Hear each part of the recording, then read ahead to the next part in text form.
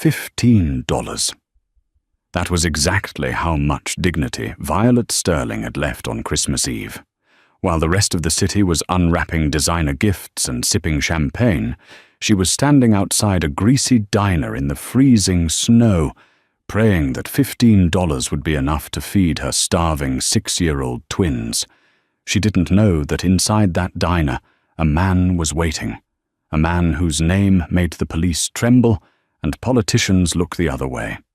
She went in for a grilled cheese sandwich, but she walked out with a target on her back and the king of the underworld holding her hand. This isn't just a love story. It's a survival story. And what happened next shocked the entire city. The wind on State Street didn't just blow, it bit. It had teeth gnawing through the thin, threadbare wool of Violet Sterling's coat, seeking the warmth she was desperately trying to conserve for the two small hands gripped tightly in her own. "Mommy, my toes hurt," Leo whispered, his voice trembling. He was trying to be brave, just like his father had taught him before the accident. But he was only 6. Bravery didn't stop frostbite. "I know, baby, I know," Violet said, squeezing his hand. "We're almost there. Just a few more steps. We're going to have a big Christmas dinner, okay? Just like we promised." "With turkey?" Mia asked, her large green eyes looking up at Violet with a hope that shattered Violet's heart into 1,000 jagged pieces. "Maybe not turkey, sweetie," Violet choked out, fighting back tears, "but something hot, something cheesy, the best Christmas dinner ever." She patted the pocket of her coat with her free hand. A crumbled $10 bill and 5 singles. $15. That was it. That was the sum total of her life's savings after the landlord had taken the rest for the back rent on their studio apartment. A damp, mouldy room that smelled like despair. Her late husband, Daniel, had been a good man, a construction worker who worked hard and loved harder. But when the scaffolding collapsed 2 years ago, the company lawyers had buried her in paperwork until the settlement money vanished into legal fees. Now, she was a widow at 26, scrubbing floors under the table to keep Leo and Mia from the foster system. They reached the neon sign of Bernie's Burger Joint. It flickered ominously, the letter B buzzing and dying every few seconds.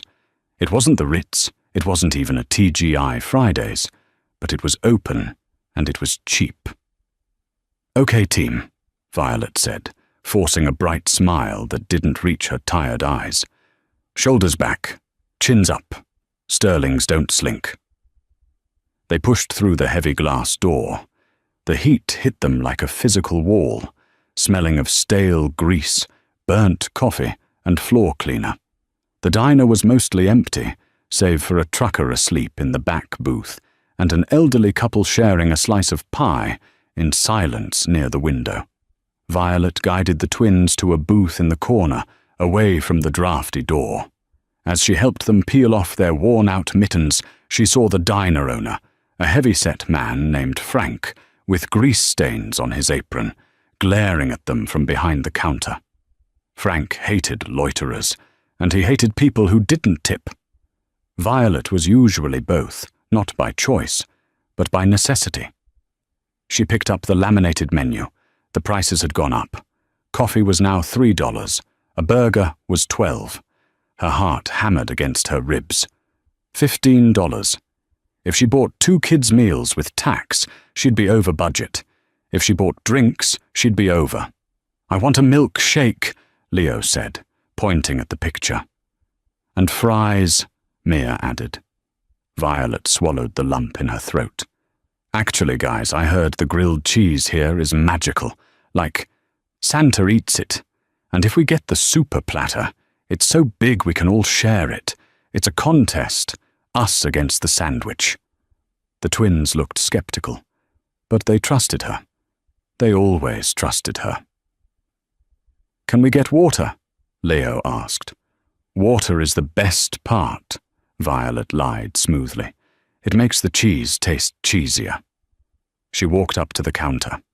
Frank didn't look up from wiping a glass that was already clean.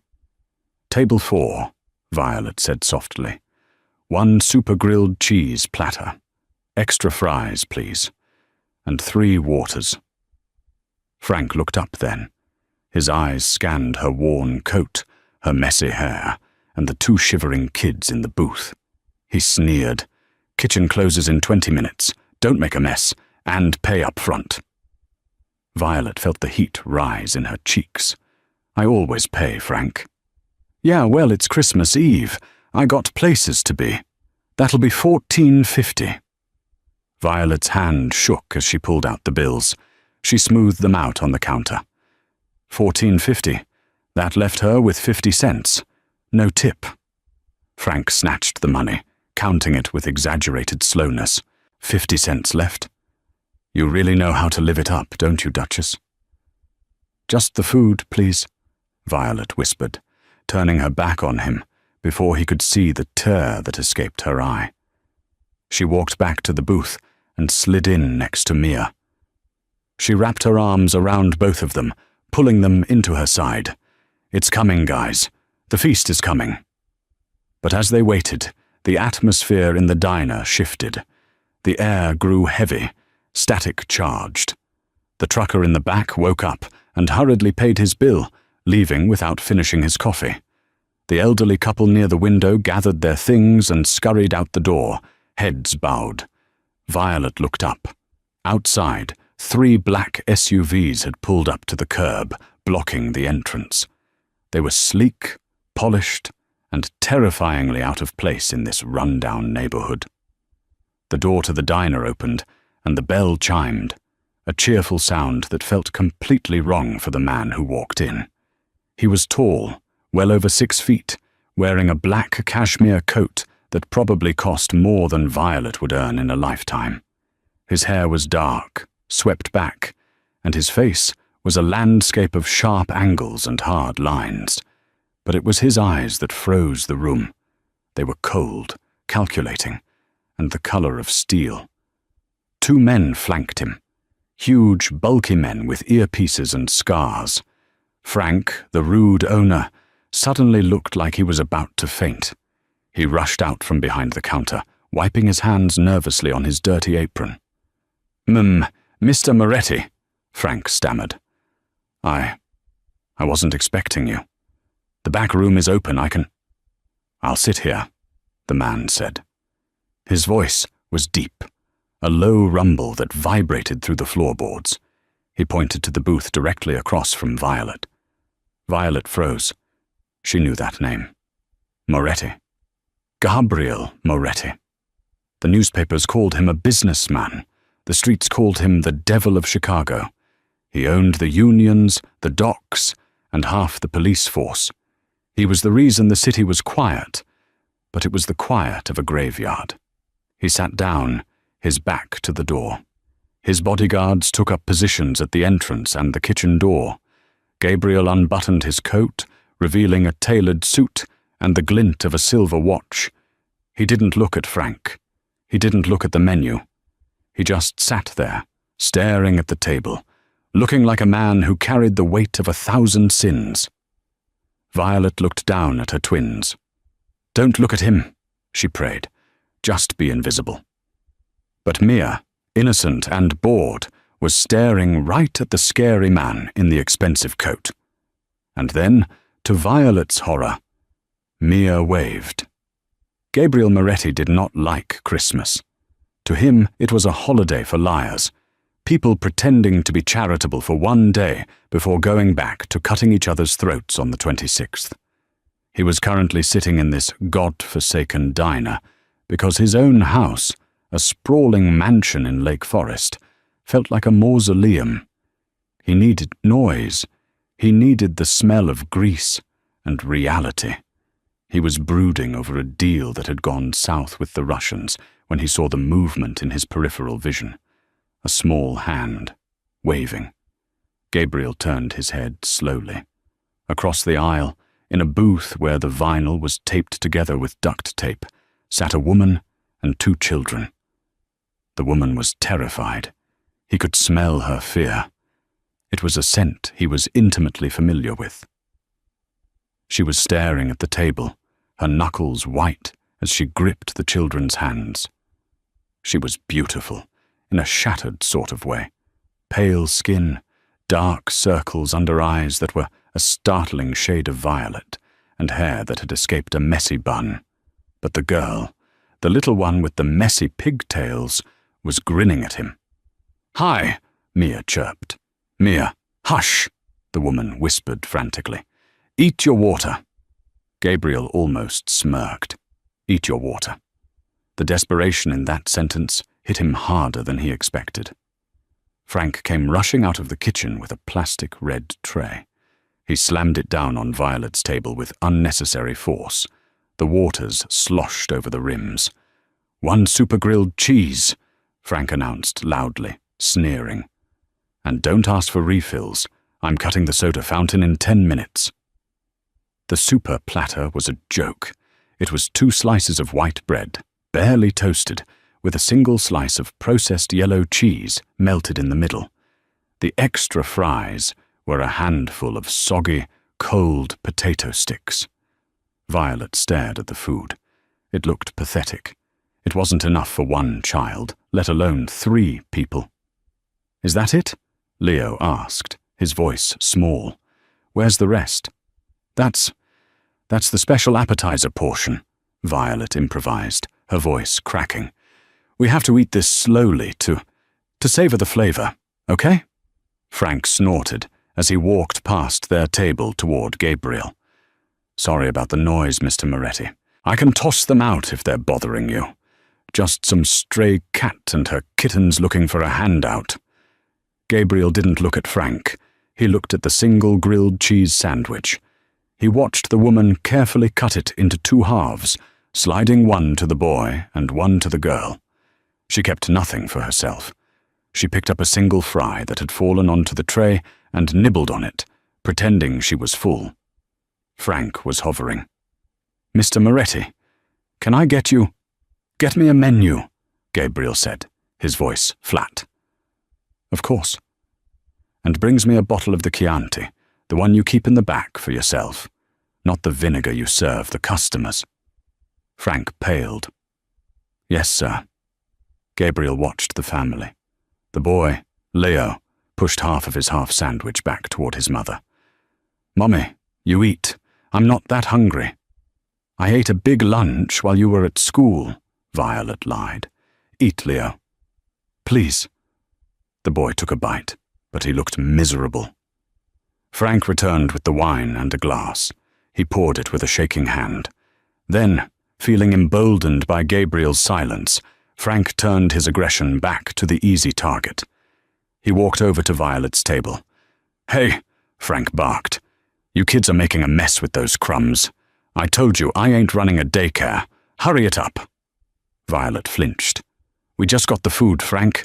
We'll be done in 10 minutes. Make it 5. I got paying customers who need the space."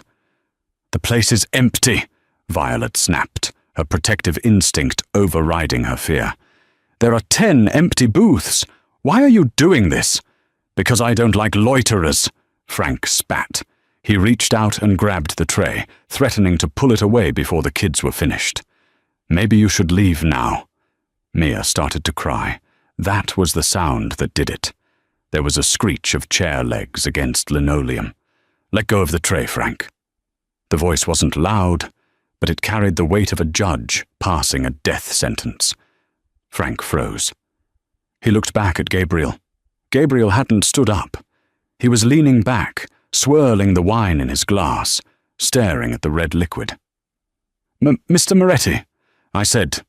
Gabriel looked up, his steel eyes locking onto the owner's sweating face. "Let go of the tray, and apologize to the lady." Frank laughed nervously.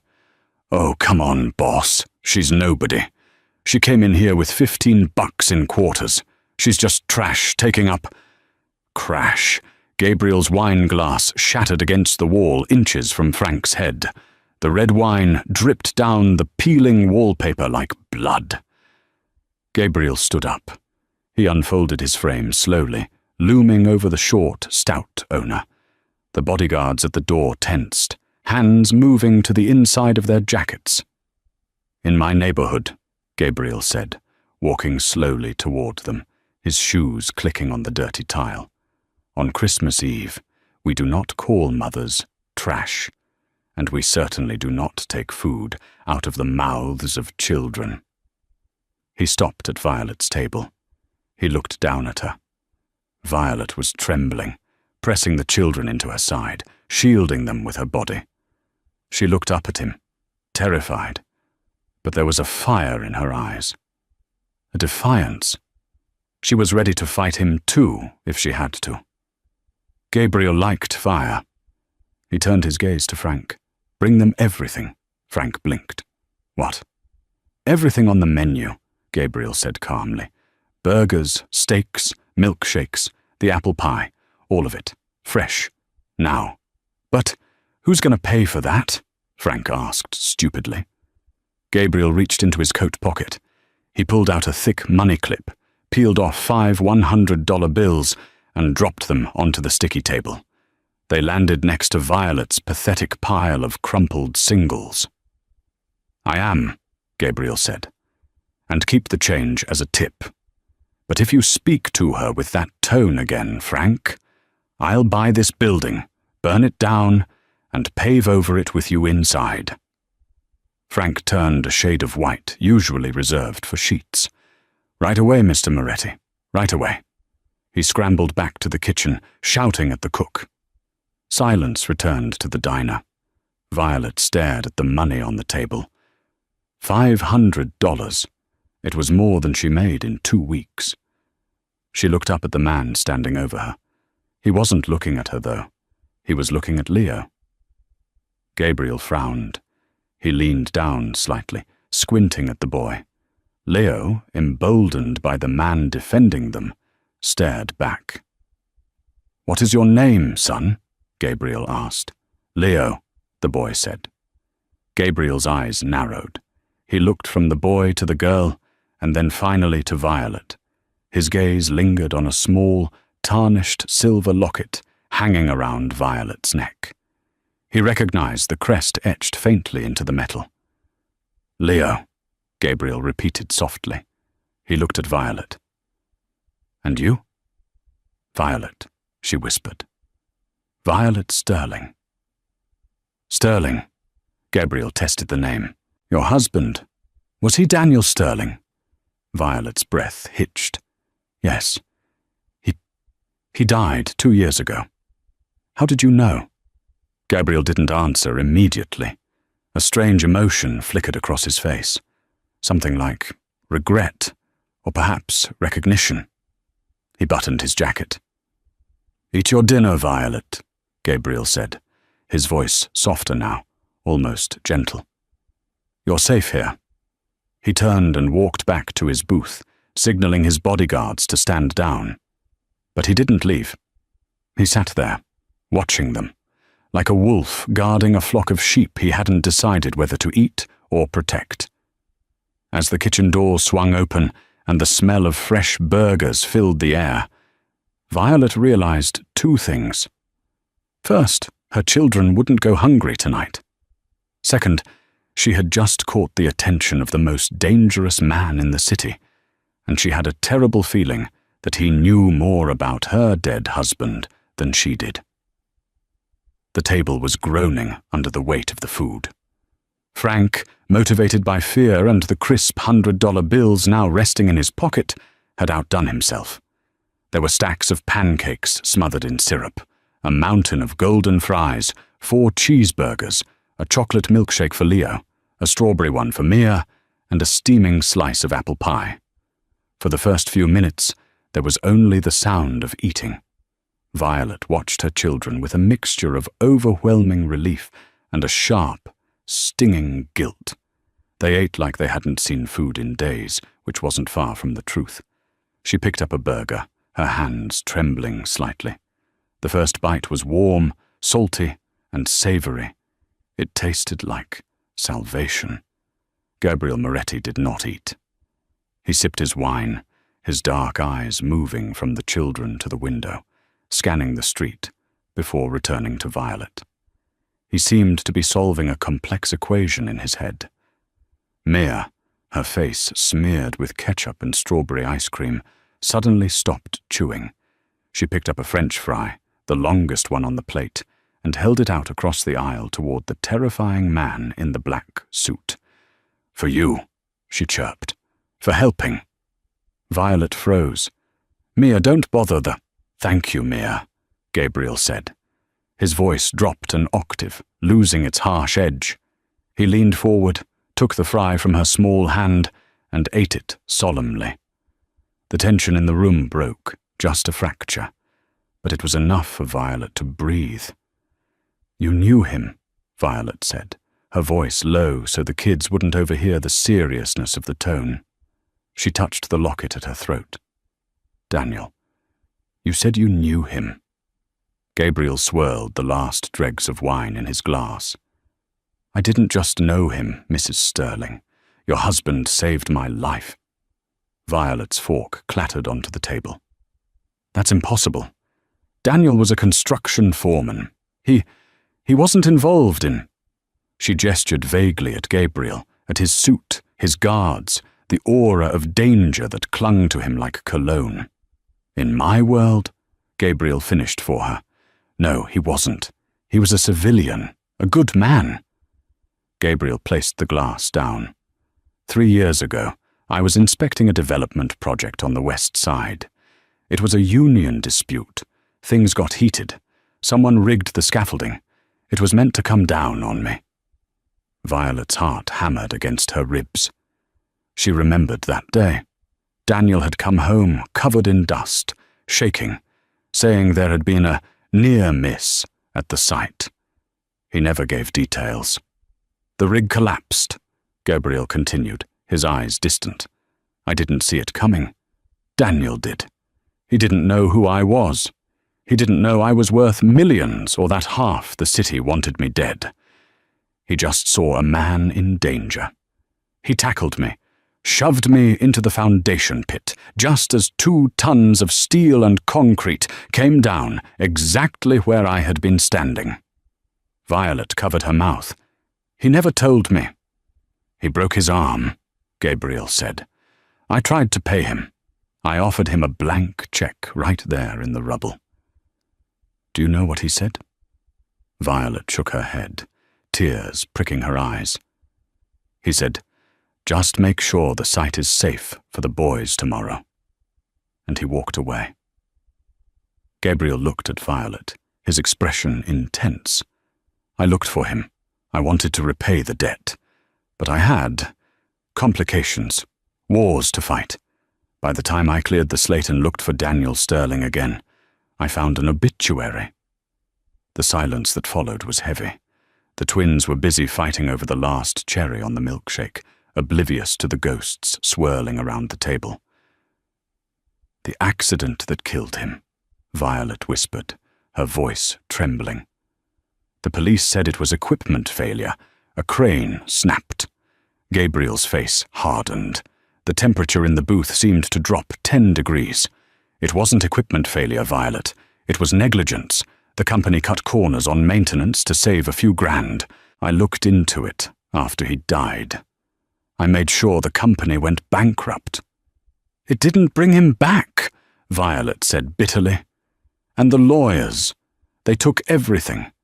They said because he wasn't wearing his safety harness correctly, which is a lie. Daniel was obsessed with safety, that they weren't liable. We lost the house. We lost the savings. Now we have $15. Gabriel looked at the pile of cash he had left on the table. "Not anymore." "I can't take your money," Violet said, straightening her spine. "Daniel wouldn't want charity." "It's not charity," Gabriel corrected sharply. "It's a debt, a life for a life. And in my family, we pay our debts. The interest has been accumulating for 2 years." He signaled to Frank. The owner rushed over, practically bowing. "Box up the rest," Gabriel ordered, "and bring the pie, whole." He stood up, buttoning his cashmere coat. "You're leaving?" Violet blinked. "What? We're eating." "You're done. It's snowing harder, and this neighborhood isn't safe after dark, especially not for a woman carrying $500 cash." Gabriel's eyes flicked to the window again. "And my car is warm." "I can take the bus," Violet protested, though the thought of waiting in the blizzard with 2 full, sleepy children was daunting. "The buses stopped running an hour ago," Gabriel lied smoothly. He extended a hand. It was large, calloused, but perfectly manicured. "Let me drive you home, Violet. For Daniel." Violet looked at his hand. Then she looked at Leo, whose eyes were drooping, and Mia, who was shivering despite the diner's heat. She swallowed her pride. "Okay," she whispered. "Just to the apartment." The ride was silent, but it was the most luxurious silence Violet had ever experienced. Gabriel's SUV was a beast, an armored Cadillac Escalade with tinted windows and leather seats that felt like butter. The interior smelled of expensive leather and peppermint. Leo and Mia had fallen asleep instantly in the back seat, lulled by the heated seats and the gentle hum of the engine. Violet sat in the front passenger seat, her hands clutching her worn purse. Gabriel drove. His bodyguards were in a second SUV trailing behind them. "Where to?" Gabriel asked. 42nd and Pine. "The brick building on the corner," Violet said softly. Gabriel's grip on the steering wheel tightened. He knew that area. It was the sump, gang territory, drug dens. It was no place for a widow and 2 children. He didn't say anything, but his jaw clenched. As they drove through the city, the Christmas lights of the wealthy districts faded, replaced by broken street lamps and boarded-up windows. When they pulled up to Violet's building, the reality of her situation hit Gabriel like a physical blow.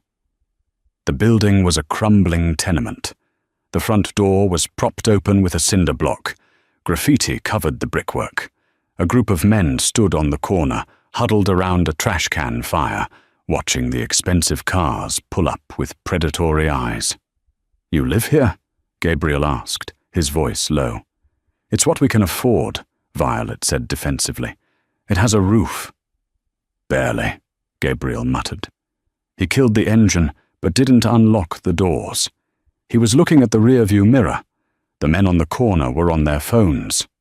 "Wait here," Gabriel commanded. He got out. His 2 bodyguards, massive men named Luca and Dante, stepped out of the trailing vehicle. The presence of 3 well-dressed, dangerous-looking men shifted the energy on the street immediately. The group on the corner dispersed, vanishing into the shadows. Gabriel opened Violet's door. "I'm walking you up." "You don't have to. I'm walking you up," he repeated, reaching into the back to gently lift a sleeping Leo into his arms. Dante stepped forward and picked up Mia without waking her. Violet led the way.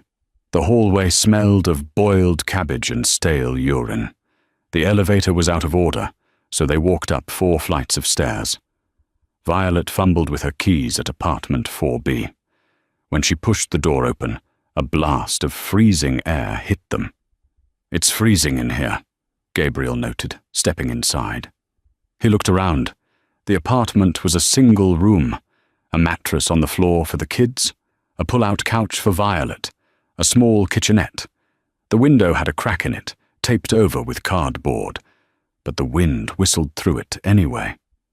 There was no Christmas tree, just a small paper drawing of a tree taped to the wall, colored in with crayons. Gabriel Moretti had seen violence. He had seen torture. He had seen death. But seeing this, the absolute poverty of the man who had saved his life, made him feel a rage so white-hot it almost blinded him. He laid Leo down on the mattress and covered him with the thin blanket. Dante did the same with Mia. "The heater is broken," Violet explained, rushing to turn on the stove burners to generate some warmth. "The landlord said he'd fix it next week." Next week is January, Gabriel said coldly. He walked over to the window and touched the taped cardboard. This is unacceptable. We manage, Violet said, though she was hugging herself to stop from shivering. We're together. That's what matters. Gabriel turned to face her. Violet, you can't. He stopped. His eyes narrowed. He was looking past her, at the small table by the door. There was a stack of mail. But on top of the mail was a distinctive envelope. It was thick, creamy paper with a wax seal. It wasn't a bill. It was a summons. Where did you get that? Gabriel asked, his voice sharp. He pointed to the envelope. Violet looked confused. I don't know. It was slid under the door when we got home yesterday. I haven't opened it. I thought it was another eviction notice. Gabriel walked over and picked it up. The seal was a serpent eating its own tail, the mark of the O'Connell crime family, the Irish mob, rivals to the Morettis, but usually they stayed on the north side. He tore it open. He didn't ask for permission. He read the single card inside. His face went pale, then red with fury. The sins of the husband are visited upon the wife. We know what he hid, Mrs. Sterling. You have until Christmas Day to return the drive, or the twins pay the price. What? Violet asked, stepping closer. What is it? Gabriel crushed the card in his fist. Violet, what did Daniel bring home before he died? A hard drive? A USB stick? A laptop? I don't know, Violet stammered, frightened by the change in his demeanor. He had a box. He told me never to open it unless I was in trouble. It's in the closet. I never opened it because I didn't want to believe he was really gone. Get it, Gabriel ordered. Now.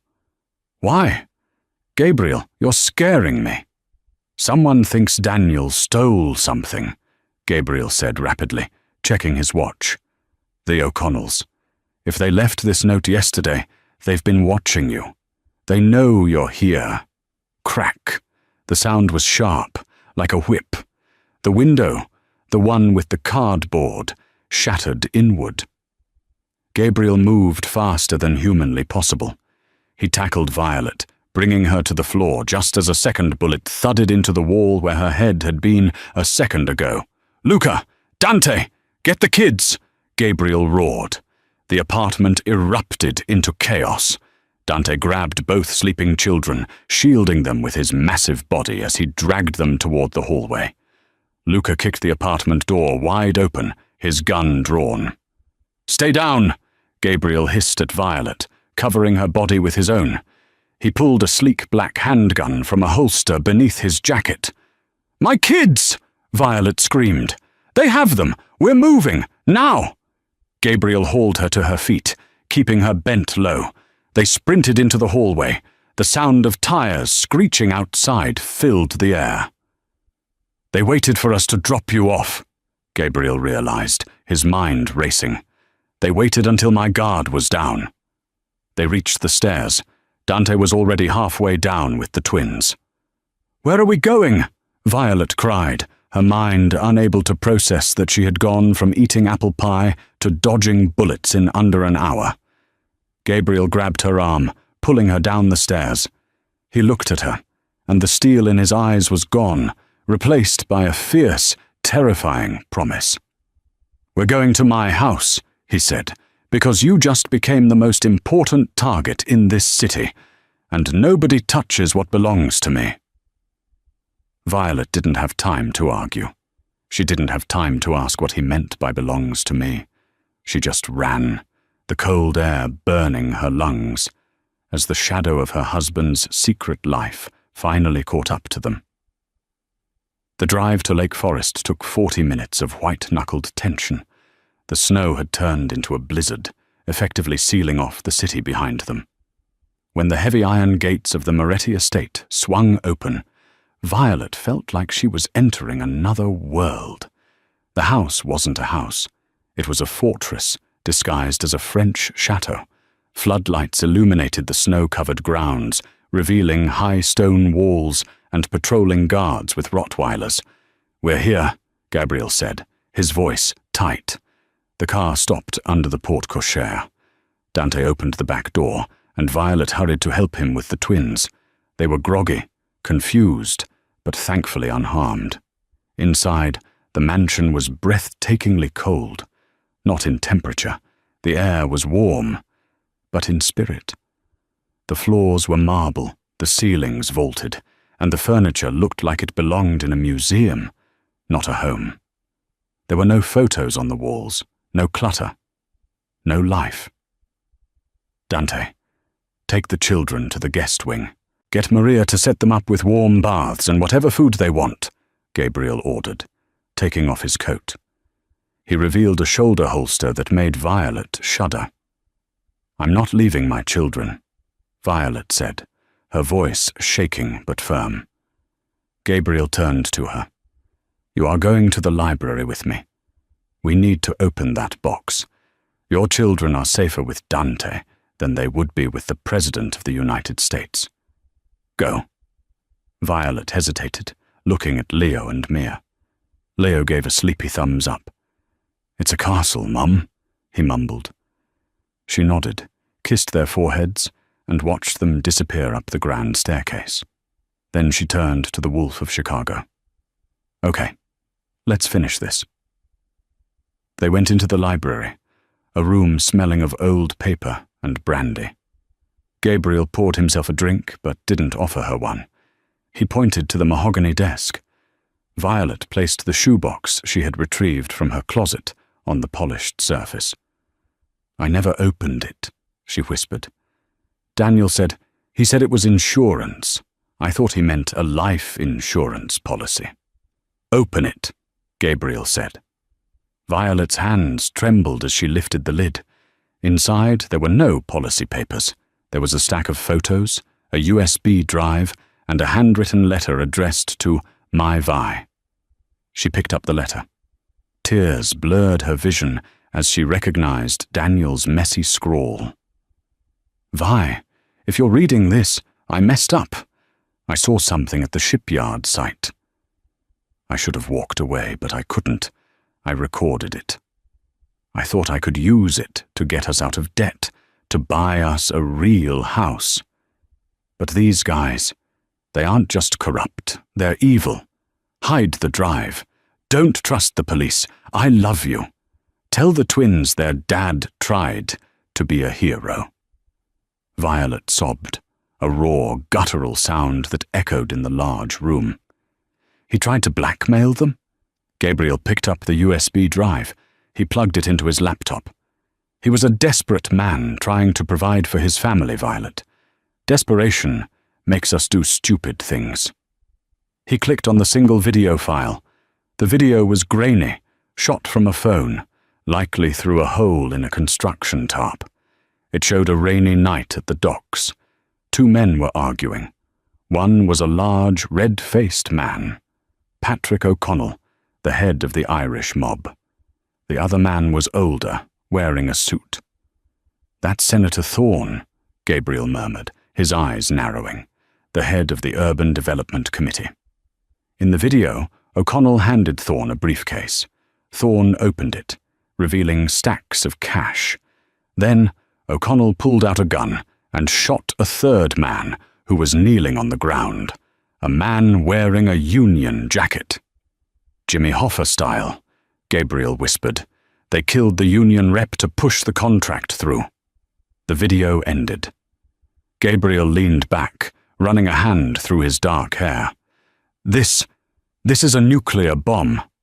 Daniel was sitting on evidence that could put the O'Connell family on death row and impeach a sitting senator. "And they killed him for it," Violet said, her voice hardening. The tears stopped. A cold anger replaced them. "It wasn't an accident. The crane." "No," Gabriel said. "They sabotaged it. They killed him, but they couldn't find the drive. They must have thought it was destroyed in the rubble. But 2 years later, they're cleaning up loose ends. Maybe the senator is running for governor, and they can't risk this surfacing. So they came for my kids, Violet hissed. She looked at Gabriel. You have to destroy them. Gabriel looked at her, surprised by the venom in her tone. Destroying them starts a war, Violet. A war that will burn Chicago to the ground. You said you pay your debts, she challenged him, stepping closer. She looked small next to him, but she didn't flinch. You said my husband saved your life. Well, they took his. Balance the ledger, Gabriel. Gabriel stared at her. For the first time in a decade, he felt a spark of something other than calculation. He felt admiration. I will, he promised darkly. But first, we have to survive Christmas. Violet woke up to the smell of pancakes. And pine? She shot up in bed. She was in a room the size of her entire apartment. The sheets were silk. For a second, she panicked, forgetting where she was. Then the memories of the gunfire and the library crashed back in. She threw on the oversized robe Gabriel had provided. It smelled like sandalwood and him, and ran out into the hallway. She followed the sound of giggles. Downstairs in the main living room stood a 12-foot-tall Christmas tree. It was perfectly decorated with gold and silver ornaments. Underneath it there were piles of wrapped gifts. Mia and Leo were sitting on the floor, still in their pajamas, ripping open boxes. Gabriel Moretti was sitting in a wing-back chair, drinking coffee, looking utterly out of place. He was wearing a dark grey sweater, the most casual thing she'd ever seen him in, and watching the children with a look of baffled amusement. "Mommy!" Leo yelled, holding up a remote-controlled car. "Look, Santa found us. He knew we were at the castle." Violet walked slowly into the room. She looked at Gabriel. "You did this?" she asked softly. "I made a call," Gabriel said dismissively, not meeting her eyes. "My assistant, Luca, enjoys shopping. He cleared out a toy store at 3 a.m. This is too much." "They have nothing, Violet," Gabriel said, his voice low so the kids wouldn't hear. "Let them have one morning where they aren't worried about being hungry or cold." Violet watched Mia hug a giant teddy bear. She felt a lump in her throat. "Thank you." "Don't thank me yet," Gabriel said, standing up. "We have a problem." He motioned for her to follow him into the kitchen. The kitchen was staffed by a matronly woman named Maria, who was currently feeding the twins bacon. Gabriel led Violet to the far end of the room, near the espresso machine. He looked tired. He hadn't slept. "I spoke to my contacts this morning," Gabriel said. "The O'Connells know you're here. They know I have you." "Are they coming here?" Violet asked, gripping the marble counter. "They aren't stupid. They can't storm this house. It's a fortress. But they are squeezing my business. They're threatening to expose my operations if I don't hand over the drive and you." "So give them the drive," Violet said. "Keep the copy. Leak it later." "It's not about the drive anymore," Gabriel said grimly. "It's about respect. If I hand you over, I look weak. If I look weak, my own captains will turn on me. I can't let you go, Violet. Not alive." Violet felt the blood drain from her face. "So what are we? Prisoners?" "No," Gabriel said. He took a step closer to her. The air between them crackled. "We have to change the narrative. The O'Connells think I'm protecting a witness. We need to make them think I'm protecting family." "I don't understand." "Tonight," Gabriel said, "is the mayor's Christmas gala. It's the biggest event of the year. Neutral ground. Everyone will be there. The O'Connells, Senator Thorne, the press." He paused, looking at her intently. "I'm going to take you there, and I'm going to introduce you as my fiancé." Violet choked on air. "Your what?" "If you are my fiancé," Gabriel explained, his eyes intense, "then an attack on you is a declaration of war against the entire Moretti bloodline." The other families, the 5 families of New York, the outfit in Vegas, they respect the code. You don't touch the wives. If O'Connell touches you after I claim you, he loses his allies. He stands alone. You want me to lie to the entire city? To the Mafia? I want you to stay alive, Gabriel corrected, and it buys me time to dismantle O'Connell's empire from the inside using the drive. Violet looked at him. This man was crazy. He was dangerous. He was a criminal. But looking at him now, with the morning sun hitting his sharp jawline, she realized he was the only thing standing between her children and a grave. I don't have a dress, she said quietly. Gabriel's lips curved into the faintest hint of a smile. It transformed his face. I know. The stylist will be here in 20 minutes. The rest of the day was a blur of preparation.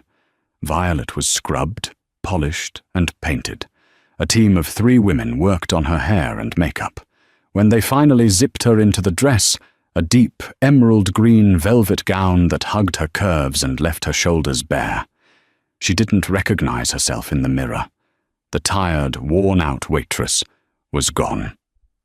In her place was a woman who looked like she could rule a kingdom. Gabriel walked into the room at 6 p.m. He was wearing a tuxedo. He stopped dead when he saw her. For a moment, the mask slipped. The ruthless boss vanished, replaced by a man struck dumb. Violet, he breathed. Is it too much? She asked nervously, touching the diamond necklace he had sent up. I feel like an imposter. Gabriel walked over to her. He stood behind her, looking at their reflection in the mirror. He placed his hands on her bare shoulders.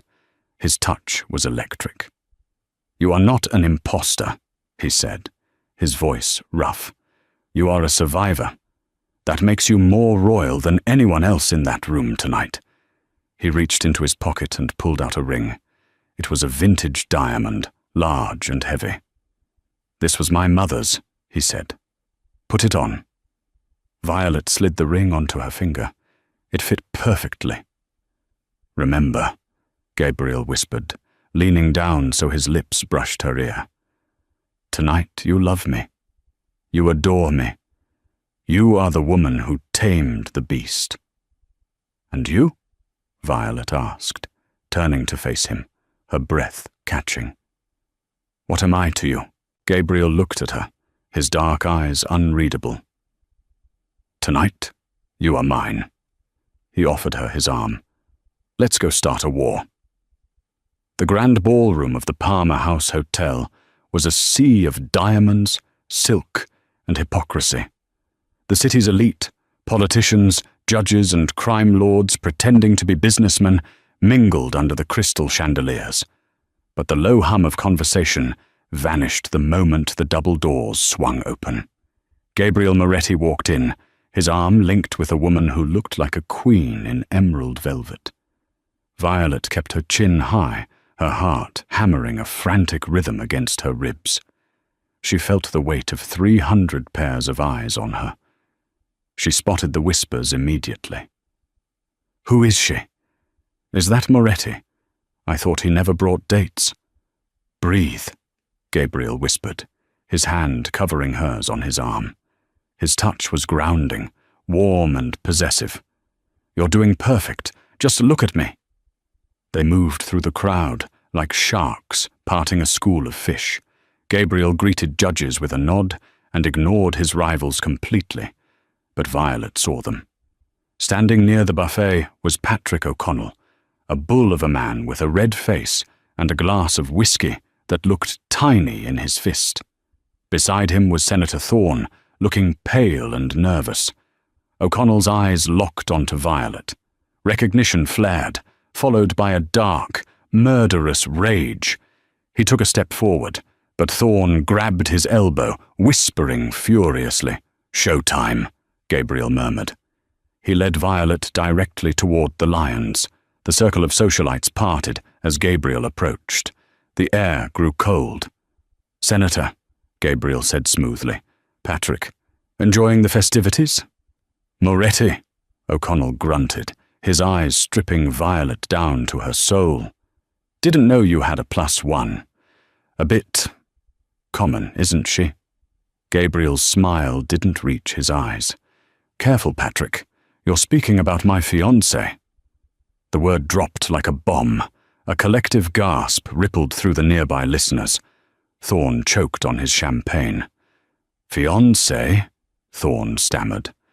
I didn't know you were seeing anyone."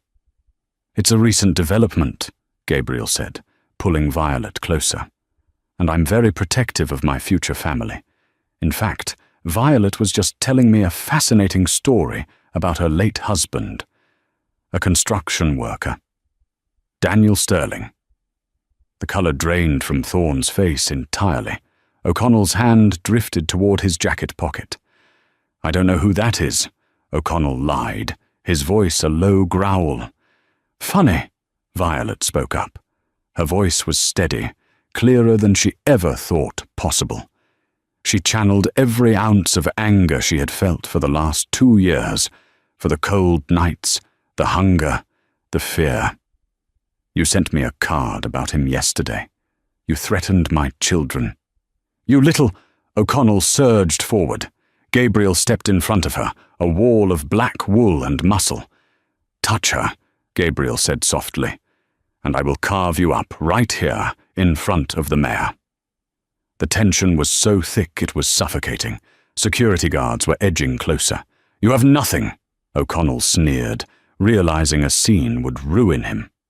"You're bluffing. You don't have the drive." Gabriel checked his watch.